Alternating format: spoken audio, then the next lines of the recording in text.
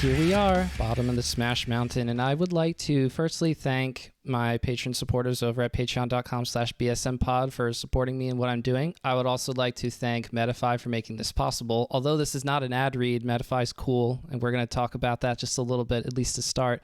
But we have T1's very own MKLeo. I don't think I need to intro you a whole lot. Everybody knows how amazing of a Smash player you are, the officially number one Smash Ultimate player in the world. MKLeo, thank you so much for joining me. Oh, thanks so much for inviting me, Cypher. It's a pleasure. So we didn't get a chance to do like a whole wind-up build-up of getting to know each other thing, but I'll just break the ice a little bit here, and we can start with the Medify angle, right?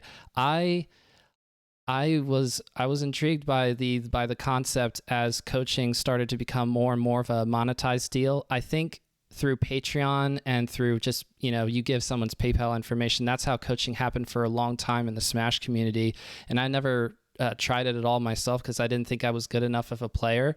But this would be the first question for you. You encourage a player who's just starting out, or a mid-level player, or top player. You sort of seem to have no preference for who's willing to pay you for your time and for you to coach them. So do you like the fact that you can start from any spot in a player's journey to help them and take them to the next level, whatever that may be? Yeah, well, for that, you're right about that. There's always a next level, right? No matter what's your level of gameplay, there's always a next level. Even top players got a next level, right?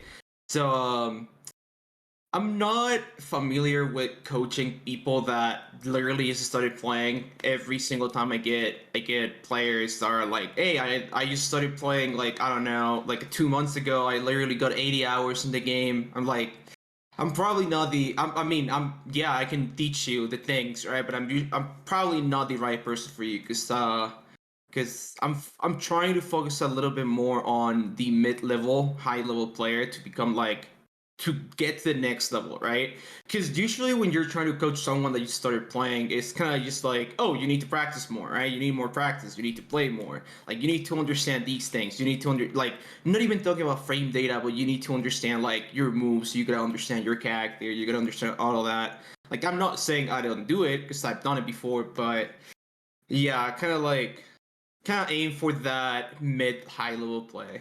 That's why I like VOD review the most, because I don't know, it's a different perspective to play against this person and then tell him his habits. But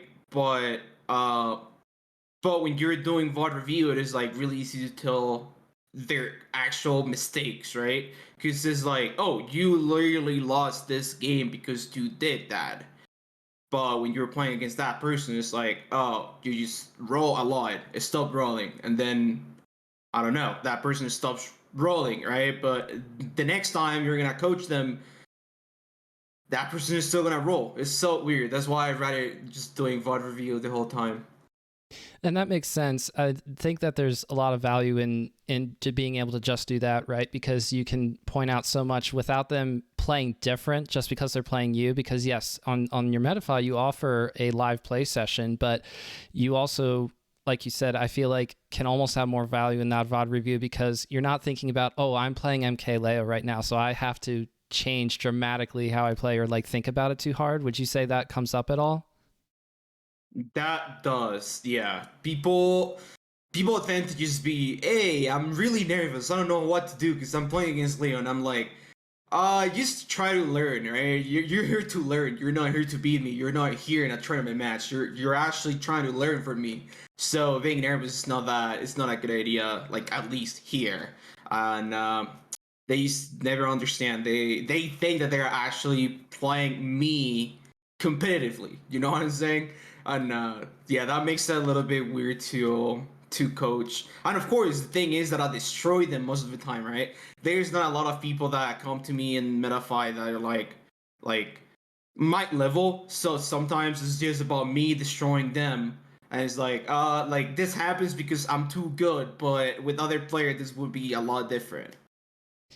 And you could point out one or two habits even in there, but I'm sure, like you were saying earlier, there's a lot more that you could talk about when you're watching a VOD of similarly skilled players or the person who's coming to you, you can see that skill gap from their next level to where they are at that time and saying, this is where you need to be. This is what you can do to get to that spot. So it's really cool that you offer coaching. I don't know off the top of my head out of all the top Ultimate players who's offering this, that, or the third, but I think it's really cool. Just like conceptually, yes, the number one player, it would almost be like LeBron James for basketball, or I guess Joe Burrow or Patrick Mahomes for football.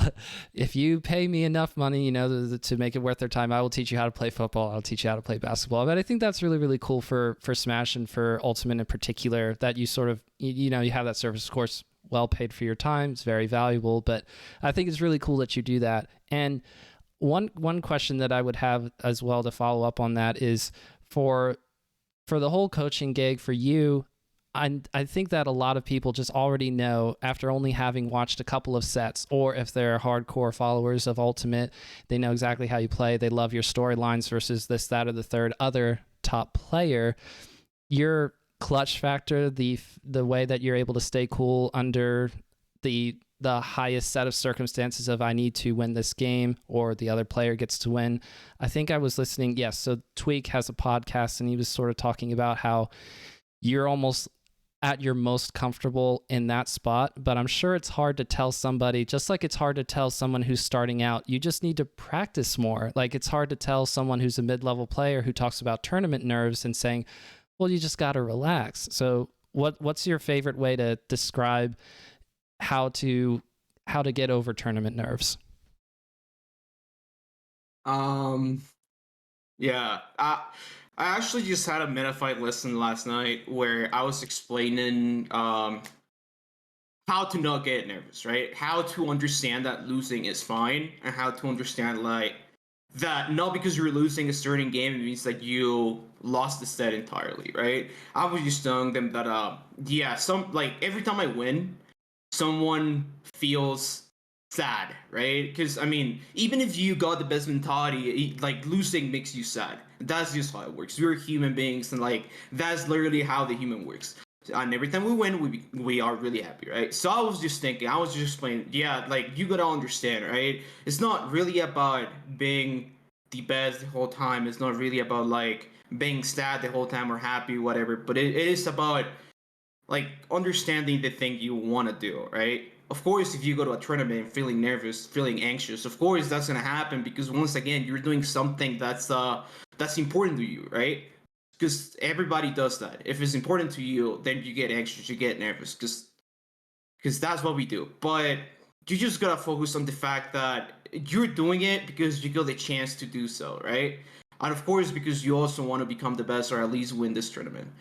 What I'm basically saying is that you're doing that, right? It's not like it's not a good thing to feel that nervous and just be like, I can't play at this level. I can't play in front of so many people because I'm feeling this way, and then I just can't play well.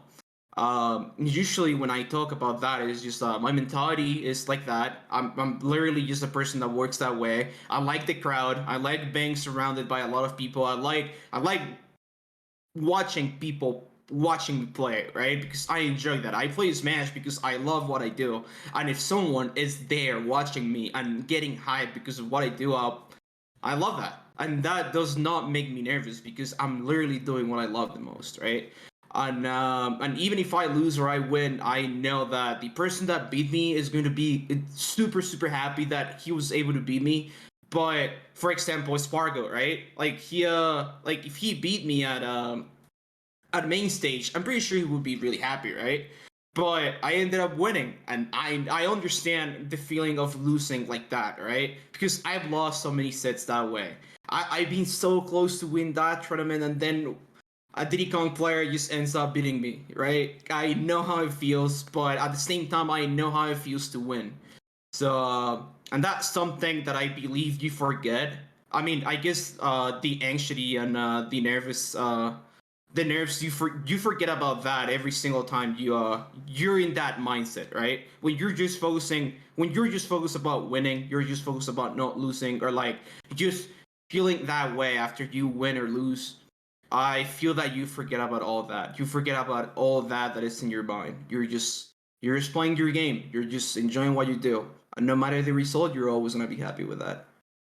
I love hearing it. It reminds me of the classic people that you would like talk about, like people like Kobe Bryant, or about Mango for Melee. People who love playing in those high pressure situation. They almost embrace that. That's a great mentality to have. It does feel rare sometimes, but I'm curious about how you practice when a lot of the time that's happening on your own, or maybe perhaps you like to practice with other people, be it online or otherwise. Do you feel the need to practice a whole bunch, or is it more of just like you go to a tournament, you make sure to get friendlies with certain people, certain players, certain characters, and then between that and VOD review and everything else, you feel confident about going into a bracket? Um, just I do. I'm gonna tell you a secret. I haven't practiced this Smash like seriously since SWT. I have like every time I touch the game is because I've been coaching or because a friend comes and like I just stream with them. But um, it's weird because now that you mention it, I don't feel the necessity of playing or practice a bunch, right? Like the thing you said, I just don't feel that anymore because I feel that, well, of course I don't want to sound cocky or anything, and of course I don't know You've earned everything it. You've about the earned it. game. Okay. You've like earned it. like like I don't know everything about this game, but I know a lot of stuff that allows me to keep winning even if I don't practice that much. Like I'm not saying I don't practice at all. I'm just saying that like I don't need to be there every day, 3 or 4 hours per day, just practicing the things that I already know, right? I'm just trying to not get rusty every time I play, right? Because everything I do is just like a sequence. It's kind of like my muscles just know what they're doing, right? And it's kind of like something that I know how to do even if I'm asleep. And it's weird because coaching on MetaFi has actually made me a lot better at understanding bad habits and adapting quickly. And that's something that's like really weird because I never thought that I would like something like that because I actually do enjoy VOD reviewing like anything because I do believe that's the way you learn the most. So I go to this point where I rather is studying someone rather than practicing the whole time, and I believe that's like what everyone is supposed to aim for, right? You just get to this level where like you're just really good that you just don't have to get information here, but you have to get the information in your head, and I do believe that's what makes me really good when I end up in a stage and then like I have to play, right? Even if I don't practice at all, or even if I don't get the friendlies, or even if I don't play a certain matchup, I know that just by watching that, I'm able to learn it. That's really cool. So would you say, okay, so I lost my train of thought for a second, but basically what I'm trying to say is now that Ultimate is more or less completely patched through, all the DLC has come in, and it doesn't seem like there's going to be any future patches for Ultimate. For the majority of the game's lifetime, there was always that thought in the back of every player's head of being like, I feel comfortable with this character because it gets the relevant matches done in a way that I like, but there's always going to be another patch that might change my character, or a new character that comes in that becomes a really bad matchup that I'll see a lot in bracket, and I don't this, that, and third. But Ultimate now seems to be pretty much set in stone without being able to see the future. So do you like that, or did you like the 3 or so 40 however long many years since 2018 where it was always the thought of this game's still kind of changing a lot? I don't know how to feel about that because Nintendo's doing something like big with Panda Global, right? So I'm guessing that if they see something big, I don't know, for example, Pyramithra, which I think are really broken. Imagine that if they saw Pyramithra in action, right? Literally the top three at SWT played Pyramithra. Spargo, Cosmos, me. Like we all know that character is busted, right? We all know that character is broken. So I'm not entirely sure that if Nintendo actually wants to do something big with Smash, like at least in the US, I don't know if they will try to nerf those characters that are like dominating the meta game, or they would just leave it that way, which I think will happen. So for now, I don't know. I feel like I do enjoy just playing the game as it is, as like the final form every time I go to a tournament. I don't. I mean, I'm not usually the person that thinks about like, oh, this guy might, for example, Joker, right? I played Joker for so long, and I never thought about this character getting nerfed. That's why you never saw me like playing secondaries or anything rather than like playing against Pichu or Pikachu that I used to go Lucina for, right? But now that I think about it, I would like more nerfs, buffs, considering that I play a character that is not considered to be really good, Byleth. I would like Byleth to keep getting buffs so I could be untouchable, basically.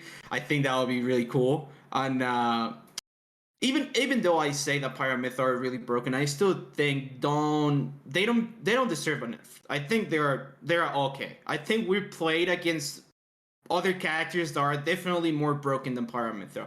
Pichu is one of those. Pikachu is also good. I'm not entirely sure how I feel about him, but I do believe that the game is good as it is right now. You were talking about Byleth. I love playing as Byleth in Ultimate when I'm playing casually with friends and so on. And I love the fact that you sort of will that character to win this tournament or get you as far in this bracket. And I'm just curious. I know that Ultimate compared to Melee there's a little bit of a speed difference there. I'll just put it that way. But speed is still a valuable thing no matter what Smash game you're playing, because it ultimately comes down to, whose move comes out first, who's able to react fast enough, press buttons fast enough, this, that, and the third. How much is speed actually important to you? Do you feel like it's an overvalued thing or an undervalued thing for Ultimate? I think it's really important. I would say there are only two characters that I consider perfect in this game, since they can basically do it all. I guess Mithra is one of them as well, so I guess I would say three characters. I know this might sound kind of like a really hot take, and I'm pretty sure that if the right people watch this podcast, they will be like, "Oh, Leo is smoking something," right? Because that's just not true. But I do feel that Joker, Searsuit, and Mithra are the perfect character for this game because they can literally do everything, right? I'm not saying that those are the top three in this game, right? I'm just saying that they can literally just adapt to everything that the game has to offer, right? I can't see. I mean, I know that Sirius got really bad matchups. I know that Joker shows against some. I know that I know that Mithra is really broken. I haven't discovered a matchup that's like bad for her, but I would say those three characters are at least the best at adapting to everything that's in the game, right? Because speed, because range, because whiff punish, like the ability to whiff punish really well, like zoning tools. I guess Mithra not with zoning, but she can be like they can basically just play the neutral so well that at the end it won't matter what's happening, right? But just talking a little bit about Violet and his speed, I do believe that his speed is really valuable in this game, but I still think that Violet does something that allows me to not rely on his speed that much, which is his spacing. Violet's spacing is just really big, right? And if you realize, Violet basically does the same thing over and over, but is his ability to mix up that. Like the mix-ups in Violet are really big. You know that I'm gonna land with Nair, but you don't know when I'm gonna finish this Nair, like where I'm gonna go, or like what I'm gonna do after Nair, right? But you know that this Nair is coming, and it's still hard to shield because I can mix up that thing in a certain way that will like be different every time, right? And that's the main reason why I think Violet does not rely on his speed that much, but I do believe that his speed in this game is really important too. Thank goodness for a 3-frame jump squat for all the characters. Just imagine Byleth having a slower jump squat. You wouldn't be able to weave in and out of people trying to whiff punish you as much. That would be awful. That would be really bad. That would make the character really, really bad. But yeah, I guess he relies too much on jumping. I guess when people start catching up on the fact that I have to jump to do everything I want to do, I guess character will be worse than what he is right now. But for now, people are still gonna adapt to that. But it's hard because again, I feel that like Byleth's spacing is just so good. It's so good at what it does, and it's strong. A combo sometimes. It's so good for ledge trapping, edge guarding, like spacing, neutral. They basically do everything, right? Like Violet literally does everything with three moves, which is crazy to me because it's like simple character, but it's so complicated at the same time. Uh, But yeah, I do think he's really good, even though he's really slow. I do love forward tilt with Byleth, so shout outs to forward tilt. That's a fun move. Okay, so Yeah, so I'll save some more ultimate questions for later because I have a Patreon question that sort of leans back into that. But we'll take a melee break, a melee aside here. That's the game that I enjoy playing the most and watching the most. But all due respect to ultimate and so on, fun game. Anyway, you were able to play against Spargo for the Gen Assist fundraising stream this past weekend, and it was an amazing set. So we're going to talk about it a little bit. Spoiler alert for anyone who hasn't watched it, although it's got a lot of views on YouTube, which is really cool. You never know, like, how popular is this going to be? A lot of people love watching Ultimate, but will they love watching Spargo and MKLeo in Melee? And the answer is yes. Yes, that is still true. they do. But you were approached to play that. Spargo agreed to play as well, and you had not installed Slippi into your computer up until this time, which that was a surprise to me. But you can just sort of talk about your general impressions of playing Melee online, and then we can talk about the set after that. Okay. Well, playing Melee online, yeah, I haven't played Melee in like 16 years. I mean, I played it once or twice. Like, I don't know. I remember that one summit. I'm pretty sure it was the first Ultimate Summit. I played Void in a Milliset, and that was all, right? That was like the last time I played the game. And but I do remember how I felt, right? And playing Slippi made me feel that it was the same game. Like there was no difference. Like when you're playing Smash Ultimate offline. I'm gonna refer to Smash as Ultimate right now. No worries. Yep. When you're playing Ultimate offline, you feel that you can do everything, right? It kind of looks like Melis Son, right? Where you're really fast and you're able to do everything, and like it's a combo based game, and like you basically rely on like pressing buttons faster than your opponent and stuff. And when you're playing online, it kind of like becomes like game kind of like in like Smash 4 Brawl, where you just have to read your opponent and like guess what he's going to do every time, right? You basically gotta be one step ahead. And when I was playing Slippi against Spargo, I was practicing before my set against him, and I really felt that it was the same thing. It was like if I was playing offline against someone that's like right next to me, and I was really impressed by that. I really wish Ultimate had something like that.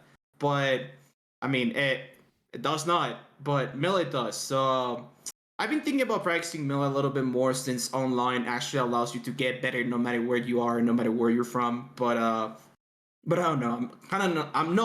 I'm a big fan of Melee, but I'm kind of like don't want to play it for now until like I actually think about what I'm gonna do with this game. For now, I'm just probably installing my computer. But it's really impressive. It's really impressive what they did with Slippi. It's insane. They literally made a game perfect. Like the only thing that Melee needed to be perfect was to be able to play online with the same frames, with like the same speed, with like no changes.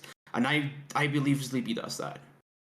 It was an incredible feat, and just the fact that Fizzy, who had a little bit of help, but took the lion's share, the majority of the workload of turning the old Dolphin delay-based netcode and turning into rollback netcode and making Melee playable online, to all the Melee pros, because you've seen enough of these people at tournaments. You know how persnickety everybody in Melee is about having the right CRT set up and having their controllers done and tuned up just right. And yeah, there's a certain degree where in Ultimate that may not matter as much, especially since the Ultimate online is not as good, and no one's been able to sort of introduce rollback into it anyway, like through modifications. So the fact that it was able to pull in Melee pros who say, yeah, this is great. It's not great for playing someone all the way out in Japan when you're on the East Coast, but other than that, it's really good. I'm glad you were impressed with it, because we were all impressed with how you played versus Spargo. This is a set that went to the last game, it went down to the last stock. I mean, one spot that I like thinking about is when you're up 3-1, and then Spargo wins 3 games in a row to go up 4-3, and then you bring it to the last game and then bring it to the last stock. there was just a lot of back and forth, but it seemed like every time Spargo's back was against the wall, he was able to sort of turn things around and get the upper hand and be able to clutch it out, if you will. I mean, what were your general impressions of playing Spargo in that set?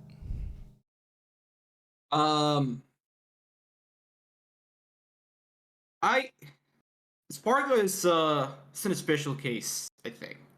I do believe he will be the best, the best ultimate player at some point. Is he basically just needs experience, but he's also the kind of player that does not rely on experience that much. He trusts his skills so much that he practically does not care about the experience that we top players have, right? Or like we veterans have. Uh, Playing him in melee just made me realize that he's indeed like an Smash prodigy, right?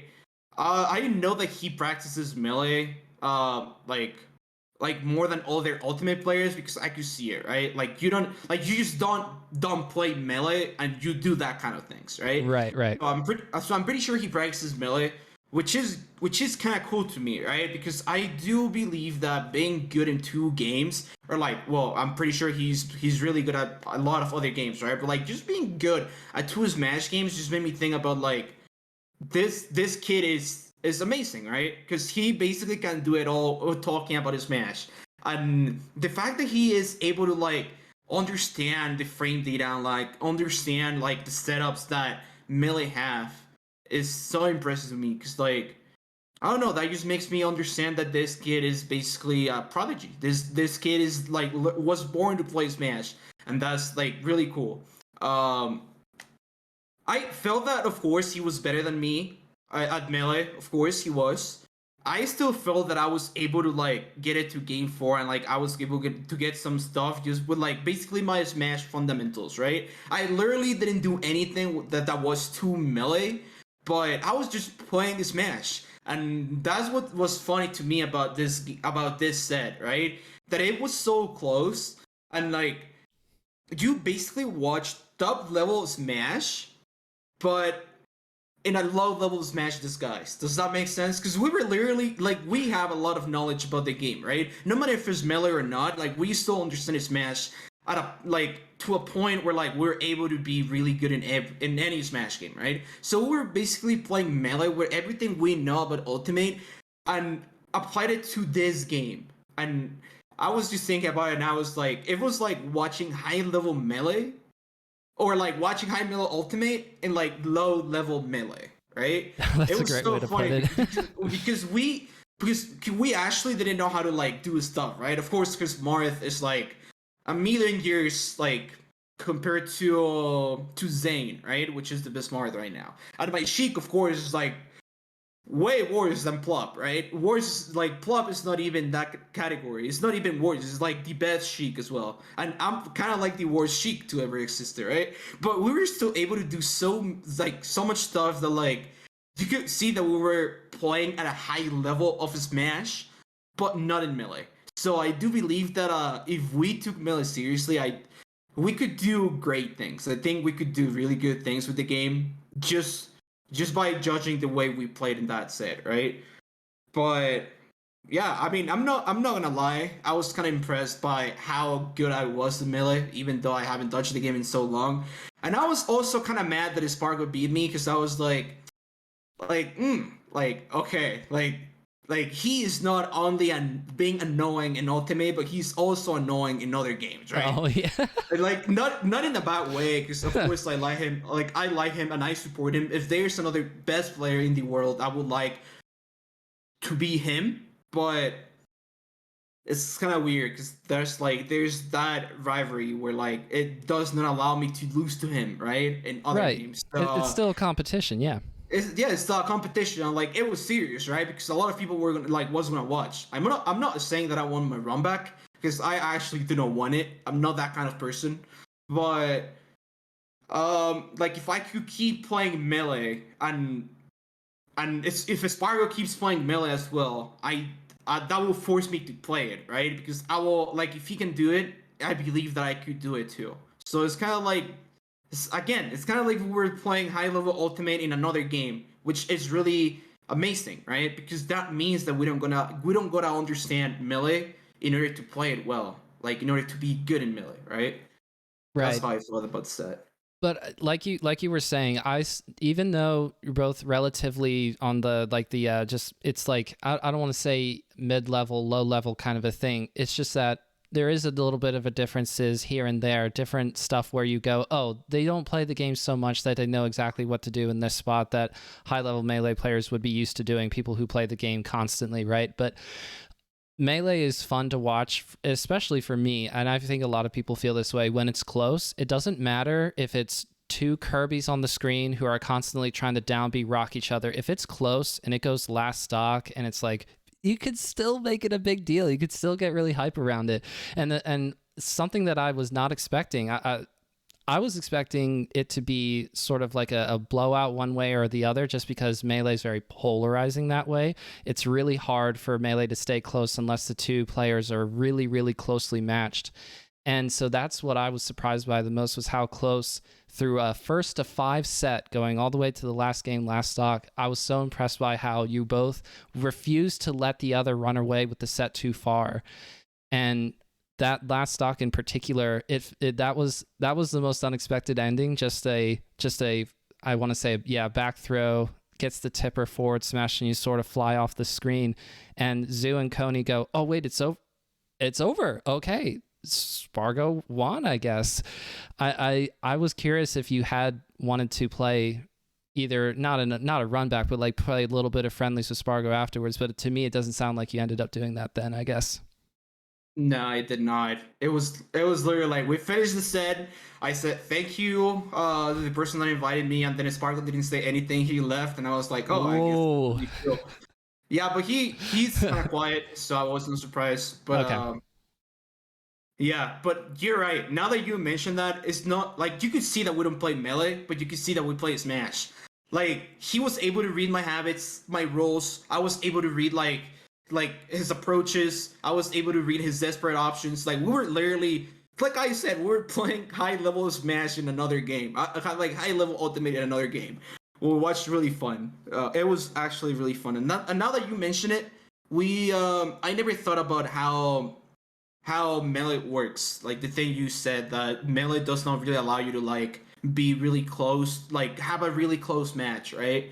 Because the game is so polarizing that like, for example, even when you're watching top players, you still see top players getting destroyed by other top players, because that's how the game works. You basically have like a good opening and then you just end up dying. You can take it all the way, yeah. Yeah, and we were not. I mean, I guess we were doing that. Like there were stocks where like he literally can combo me and I died, and I was like, "What is this shit, dude? Like that's so broken." But there were stocks where like he got grabbed, and I was like, they're chasing him like so well, and I was like, yeah, like this game felt that way. Exactly. It felt that like if Steve wasn't melee and we're playing Steve and we were just like doing an input and it works and then we take the stock. It felt that way. But yeah, I'm looking forward to keep playing melee with Spargo if that ever happens.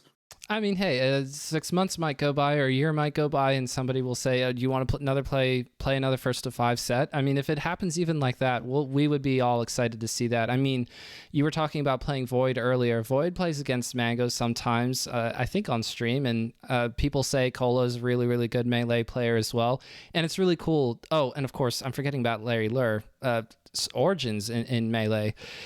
That there's plenty of crossover. I mean, even me, I'm very, very bad at both games, but I can sort of go back and forth, and there are things that just carry over with punishing and spacing and reading of habits like rolling.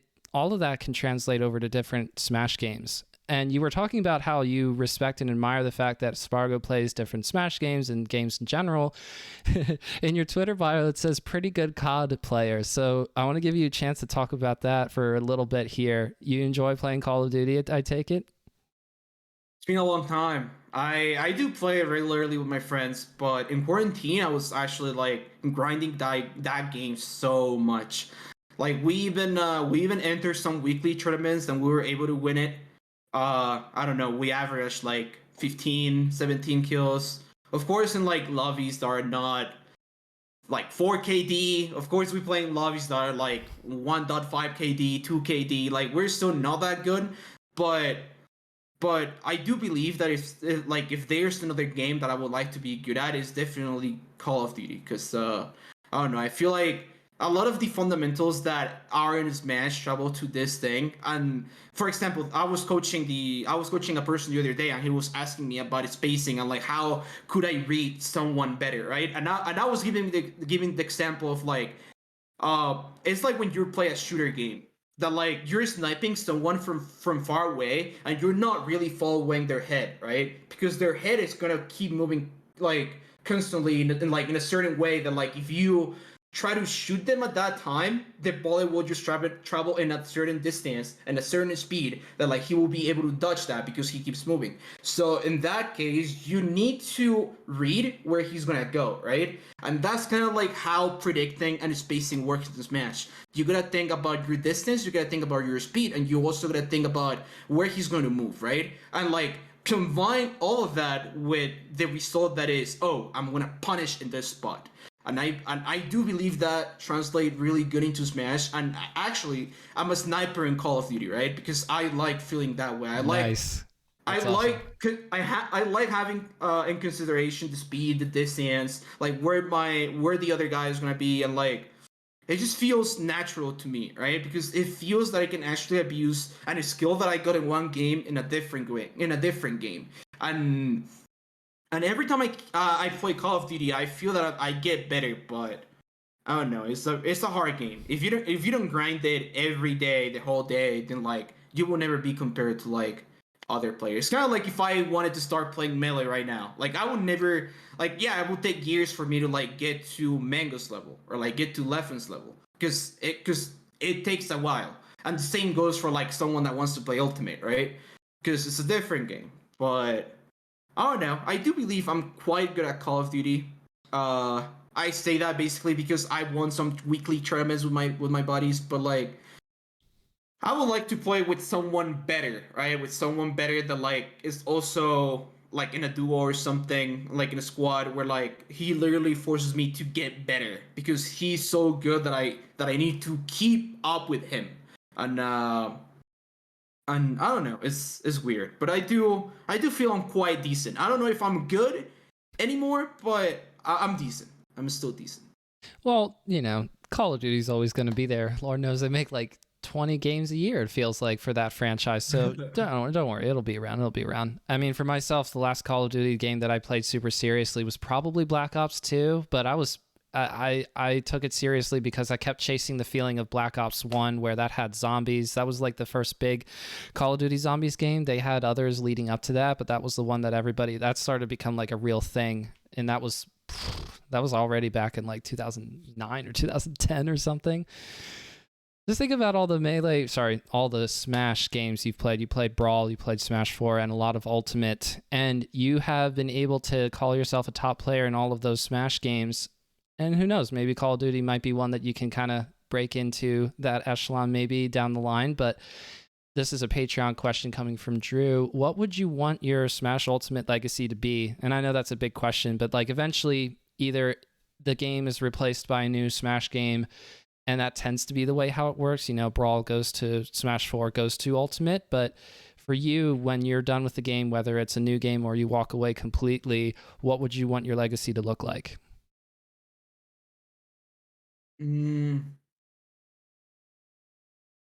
That's a tricky question because I never thought about that. I'm like for example, we gonna go into my story from not the US, right? Because a lot of people like have in mind that I'm like the best player like in the world and stuff like that, and like I'm pretty sure a lot of people consider me like that, and I'm pretty sure a lot of people look up to me, right? But there's something weird that happens with me since I'm from Mexico, right? And I was literally the first Mexican to win an Evo, like full time. I was the first Mexican to be the best player on a video game, right? So in Mexico, I'm kind of like this big guy that like was the first to do something, right? So if we're talking about that legacy in the Smash, I still haven't thought about it, but like at Legacy as like in gaming, I would say that I was like at least I was the person that showed everyone in my country that this is possible, that this is actually something that will happen, right?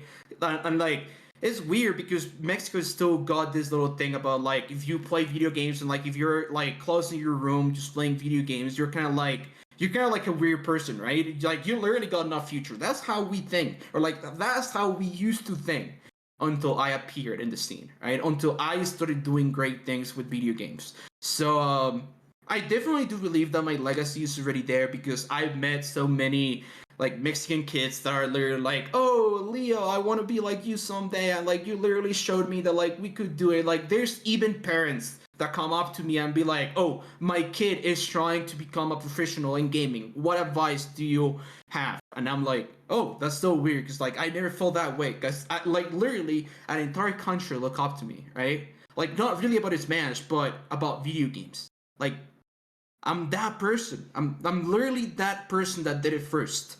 And of course, I'm gonna be proud of that, but not in the way that like, oh, I'm the only one and I was the first. No, I'm proud of that because I was able to show that a lot of people that are like me when I used to be a kid that they literally want to become the best player at something and they want to accomplish their dreams by doing what they love the most, right? Because video games are something that people love, no matter what era, no matter what game, no matter like the person you are, like you, there's always a video game that you like playing with your friends, right? And I'm really happy that that could be my legacy, at least in like in my country. Like just that person that like is in the history books. Like in 20, 30 years, I'm gonna be in that book that like, oh, the beginning of gaming in Mexico. MKLeo, aka I mean Leonardo Lopez, aka MKLeo, like did all of that and like that's gonna be crazy, right? And I do believe that's going to be my legacy, at least for gaming. If we're talking about Smash, I really have no idea. I guess kind of like the same thing. I don't know. Like, I really don't know how to explain my legacy of a Smash. You've been playing for like longer than I think. Well, some people give credit for. There are 10-year-olds who are getting into Ultimate who go, Leo is my favorite player, and they may not necessarily know that you go all the way back to Brawl and were able to win tournaments even back then. So you could play Smash for a very long time, especially if it's sort of along the lines of Ultimate, whatever the next Smash game may or may not be, but that you could keep playing, and you could get to 10 years from now and still be someone who's like physically able to be the best, who has the mentality to be able to be the best. But does that seem realistic to you, or do you see yourself doing something different in 10 years or something like that, like a Yeah. long-term thing? I'm gonna be real with you. I do not intend to keep playing this game for another 10 years. That's for sure. I've been playing this Smash since I was like 9 years old. So I don't like to be honest. There's sometimes where like I literally don't want to keep playing the game. Like I go to tournaments just thinking about like, man, I gotta keep doing this because this is what I do, and I hate it. It's like being a Spider-Man. You know what I'm saying? Like Peter Parker is a Spider-Man, and he gotta be a Spider-Man because people need him, right? And that's kind of like it is for me. I gotta keep playing the game because that's who I am, and that's what I kept doing my entire life. But no, I do not intend to keep playing the game for another 10 years, even if I was physically and mentally able to do it. Um, I'm not entirely sure that if I want to keep up with video games. Of course, I keep streaming. I keep making YouTube videos. Like I keep coaching. Like there's a lot of stuff that I keep doing that's related to the game. But I kind of don't want to keep doing what I do in like the next 10 years. I would like to be doing something different. I got a lot of goals like before I became the best in Smash. So I don't know if I would retake those goals or I would just like do something different, right? But yeah, I will probably just focus on like a normal life thing. I'll probably just focus on like kind of like having a normal job and like study something. And I don't know, like I got a lot of goals for that, but for now, I guess I would just keep playing Smash until I am not the best. I think that's kind of like the thing that's like stopping me from stop playing Smash. I don't want to stop playing Smash being the best, right? Because that's not my goal. Like if Spargo ended up beating me and becoming the best in like 1 or 2 years after this, I'll be really happy because I knew that I was that person that got this new player into being another best, right? I knew that if someone wanted to be the best, they had to beat me, and that made me really proud because I know that I was I was the person that someone was aiming to beat in order to become the best and accomplish their dreams, right? Accomplish their goals. So yeah, I'm not thinking about retiring before I stop being the best. But the moment I stop being the best, if it's the right person, for example, Spargo, that I will be really proud of him. I'm really happy that he became the best. I will be like, yeah, I guess this is done. I'll probably play for like another 2 years or something. But like, I always have in mind that I was the best. I got the chance to live my dreams, and I also got the chance to like I wouldn't say get because Spargo does it by himself, but like I would say that I was able to see someone like me accomplish your dreams, right? And that's kind of like what I want to do with Smash. How cool is that? I think that the vast majority of people would prefer to say just sort of leave off as you sort of like reprove yourself yet again and saying, you know what, I don't really want to see that downward spiral into having to quit or whatever. You sort of have the mind of, I want to see somebody surpass me to be able to prove they can beat me on most given cases, not like 100% or anything. I'm just saying that you like the idea of someone becoming the new best through you, and that kind of cues you into saying, I can do something else with my life. And of course it's not realistic for anybody. I mean, it's crazy to me that Mango has played Melee for this long, and he's 30 plus years old now and still wants to play for even a little while longer. But for you, it's really cool to hear you have different ideas of what you want to do post Smash, however long it takes to get there. At least we'll have you for another year or so. At the very least, there's the whole Nintendo and Panda circuit that's going to happen, and of course holding off players like Spargo, Zachary, Cosmos, Tweak. There's so many great Ultimate players, and so you have your hands full, but still holding it down, still clutching out games, being accused as the luckiest player of all time, all that fun stuff. MKLeo, I really appreciate your time, and as we close up, if you would be able to tell the people where they can find you, as if they didn't. They just have to type in MKLeo and they'll find you, but you can plug whatever you want. Okay, so I've been trying to get a lot of people to be better at this game because I really need more competition. I wanna get some other people to actually enjoy what we enjoy, and of course, like be able to be the best, right? The Nintendo Plus Panda thing is coming really soon. So in case you want to be part of that, you can find me on Metafy, T1 MKLeo, of course. Shout outs to T1. I didn't say that in the interview, well, in the podcast, but yeah, go book a lesson with me. I'm gonna be coming out with some discounts, so you don't have to pay at the $100 because I do believe that's kind of expensive. But I'm trying to make it a little bit more accessible for everyone, right? Twitter, of course, MKLeoSB, YouTube, MKLeo, and basically everywhere else where you want to find me, just type MKLeo on the searcher, and then you will find me. If that's what I got to do to support you and continue to validate what I believe is a very prestigious position as Ultimate's best player, then that's what I got to do. But MKLeo, thank you for joining me on Bottom of Smash Mountain. It was a pleasure. It was cool to talk about Melee. Awesome. Thanks. Thank you for inviting me.